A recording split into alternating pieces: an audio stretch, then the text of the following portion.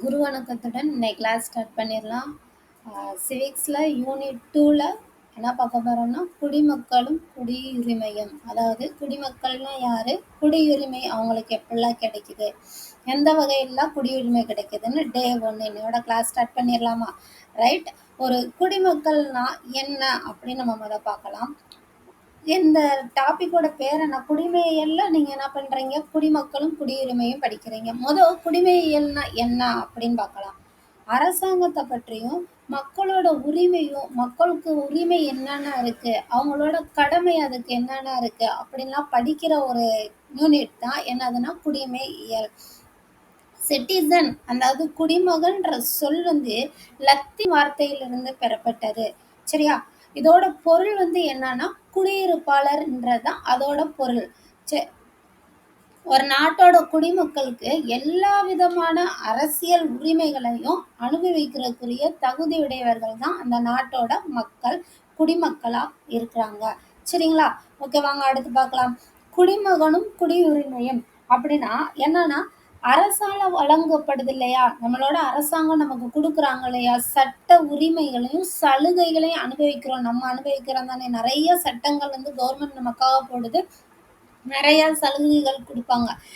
அதையும் அதை சட்டங்களை மதிச்சு நடக்கணும். அதே நேரத்துல அந்த கடமை, நமக்குரிய கடமை என்னவோ அதை நிறைவேற்றும் உரிமை அந்நாட்டினோட குடிமகன் சிறந்த குடிமகன்.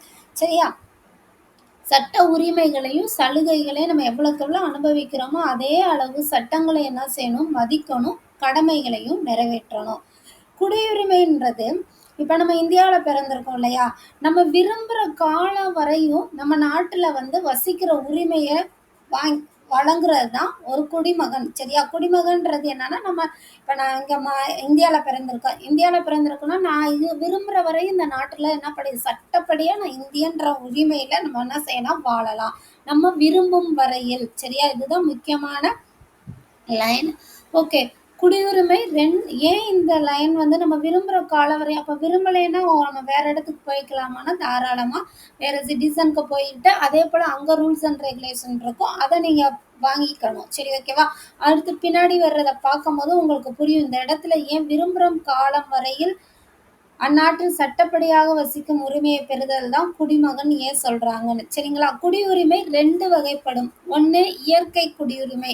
இயற்கை குடியுரிமைன்றது நம்ம இப்ப இந்தியாவில் பிறக்கிறோம் இல்லையா, பிறந்த உடனே நமக்கு இந்தியன்ற குடியுரிமை நமக்கு கிடைச்சிருது. இந்தியாவில் பிறக்கிற எல்லாருமே இந்தியன்கள் தானே. ஸோ இந்தியன்றது பிறப்பாலே நமக்கு கிடைக்கிற குடியுரிமை இயற்கை குடியுரிமை, அது இயற்கையாவே கிடைச்சிருது. இயல்பு குடியுரிமை என்ன அப்படின்னு பார்த்தோம்னா, இயல்பு குடியுரிமைனா நம்ம விண்ணப்பிச்சு வாங்கணும். இப்போ நம்ம வேற இடத்துல இந்தியாவில் பிறக்கல, வேற இடத்துல பிறந்திருக்கோம், வேற நாட்டுல பிறந்திருக்கோம்.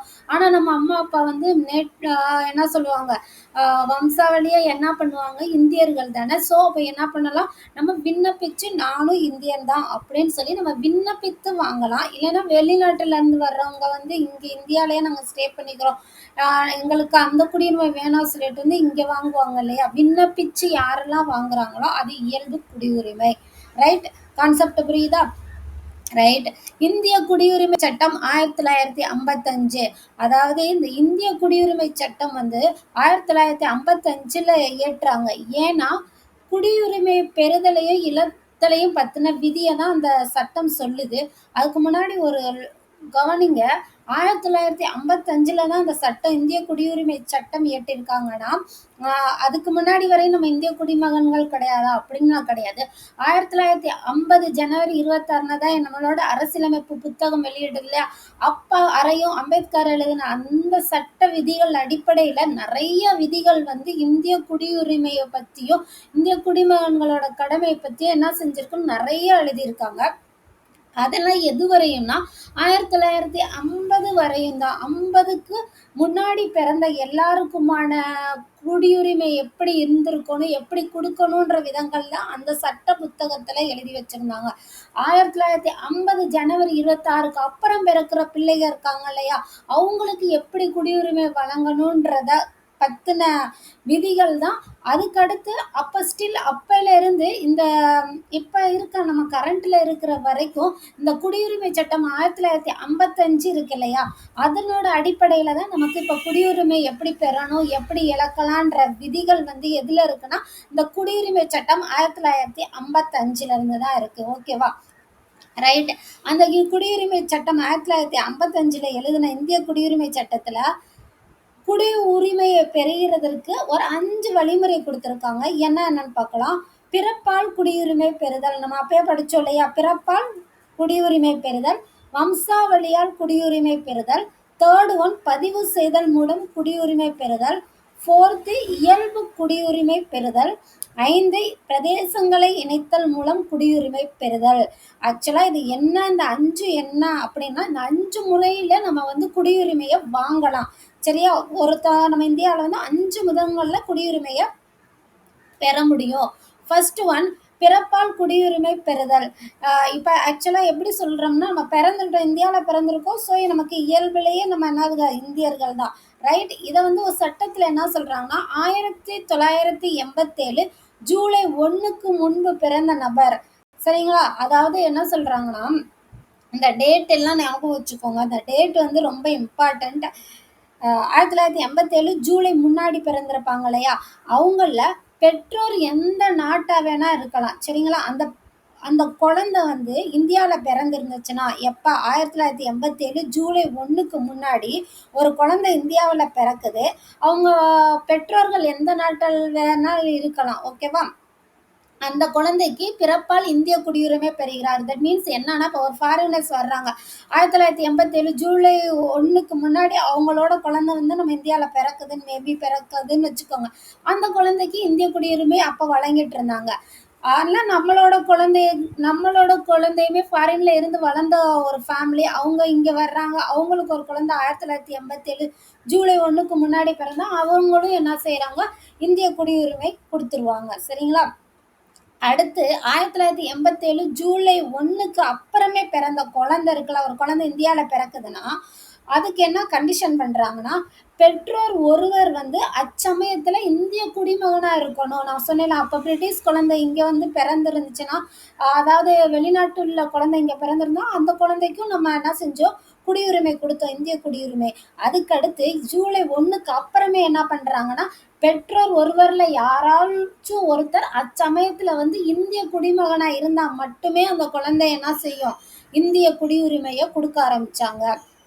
ரைட். அடுத்து 2004 டிசம்பர் 3க்கு அப்புறம் இந்தியாவில் பிறப்பாங்க இல்லையா, அவங்க எல்லாருமே வந்து குடியுரிமை என்ன செய்யறாங்க, பெறுறாங்க. அதுல பெற்றோர்கள் ஒருவர் இந்திய குடிமகனாகவும் மற்றொருவர் சட்டவிரோதமாக இந்தியாவிற்குள் இடம்பெயர்ந்தவராக இல்லாதிருந்தால் குடியுரிமை பெறுகின்றனர். புரியுதா? இதுக்கு என்ன அர்த்தம்னா, அதே சேம் மெத்தட் தான். இப்போ அதே ஃபாரினர்ஸ் இந்தியாவில் வந்து வர்றாங்க, குழந்தை பிறக்குதுன்ற பட்சத்தில் 2004 டிசம்பர் 3க்கு அப்புறம் இந்தியாவில் பிறந்துட்டா குழந்தைக்கு என்ன செய்கிறோம், நம்ம பிறப்பால் குடியுரிமை கொடுக்குறோம். அல்லைனா அதில் ஒரு கண்டிஷன் அப்ளை பண்ணுறாங்க, ஒருவர் இந்திய குடிமகனாகவும் இல்லைன்னா மற்றொரு சட்டவிரோதமாக இந்தியாவுக்குள்ளே வராமல் இருந்திருக்கணும். சரிங்களா? சட்டவிரோதமான புரியுதுல, அண்டர்ஸ்டாண்ட் பண்ணிக்க முடியுதுல, சட்டவிரோதமாக இந்தியாவுக்குள்ளே இடம்பெயர்ந்தவராக இல்லாதிருத்தல் இருந்தால் குடியுரிமை கொடுப்பாங்க. வம்சாவளி செகண்ட் ஒன், வம்சாவளியால் குடியுரிமை பெறுதல். அது எப்படின்னா, வம்சாவளினா நம்ம இந்தியாவில் பிறந்திருக்கோம், இப்போ நம்மளோட தாத்தா பாட்டிலாம் இந்தியாவில் பிறந்திருப்பாங்க, இப்போ நீங்கள் வந்து அடுத்த ஜென்ரேஷன் மூவ் ஆன் ஆகி நம்ம வெளிநாட்டுக்கு போயிடலாம். ஆனால் உங்கள் வம்சாவளி தாத்தா பாட்டிலாம் யார் எங்கே இருந்தாங்க, இந்தியாவில் இருந்திருக்காங்க. ஸோ அப்போ அவங்களுக்கு குடியுரிமை கிடைக்குமா அப்படின்னு தான் பார்க்க போகிறோம்.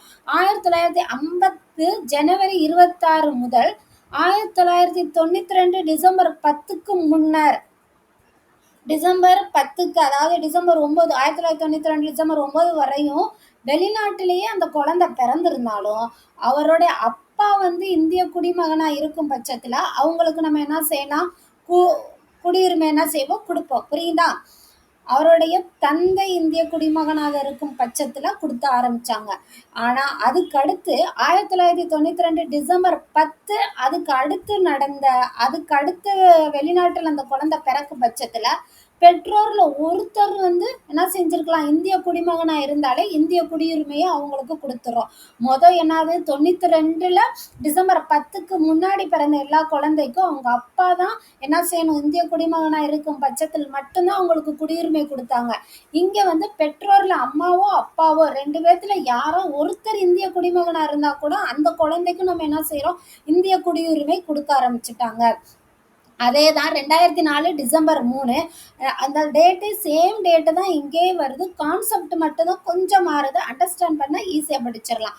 வெளிநாட்டுல குழந்தை பிறந்திருந்தாலும் பிறப்பின வந்து 1 வருடத்துக்குள்ளேயே அவங்க இந்திய தூதரகம் அங்க இருக்கும் இல்லையா, அங்க பதிவு செஞ்சா மட்டும்தான் அவங்களுக்கு இந்திய வம்சாவளியா குடிமகனா இருக்க முடியும். சப்போஸ் அவங்க பதிவு அந்த குழந்தை பிறந்த 1 வருஷத்துக்குள்ள அவங்க பதிவு செய்யலைன்னா அந்த குழந்தைக்கு என்ன கிடைக்காது, இந்திய வம்சாவளி குடிமகன்ற அடையாளம் கிடைக்காது.